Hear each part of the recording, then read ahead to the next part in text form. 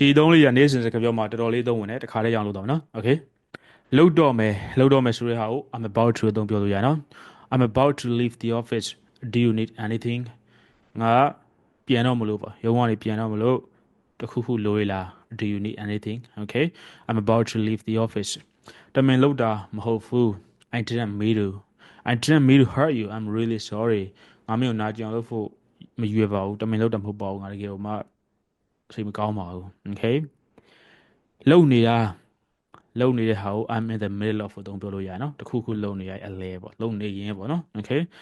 I'm in the middle of a meeting ကျွန်တော်စီဝေးလုံနေလို့ can I call you back later နောက်မှပြန်ခေါ်လို့ရလား I'm in the middle of a meeting can I call you back later okay မနေနိုင်ဘူးမလုပ်ဖဲမနေနိုင်ဘူးဆိုတဲ့ဟာပေါ့နော်အဲ့ဒီဟာကို I can't help ကိုအသုံးပြောလို့ရနော် I can't help laughing every time I see that video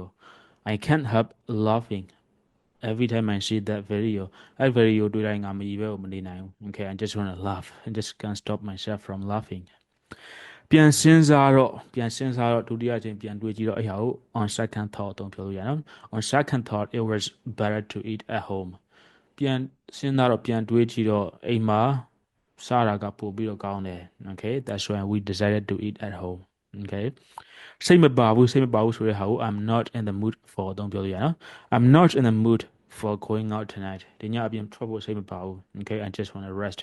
နားပဲနားချင်တယ်စသဖြင့်ပြောလို့ရနော်အခုလိုမျိုးသုံးနေရကိုတော့ထားကိုဖြစ်လာမသိဖြစ်တယ်ဆိုရင် comment မှာရရှိရတာပါနောက်ထပ် video အသစ်တွေလုံးမတော်အောင်လို့လဲဒီ page ကို follow လုပ်ထားဖို့မင်းတော့နော် bye bye see you in the next video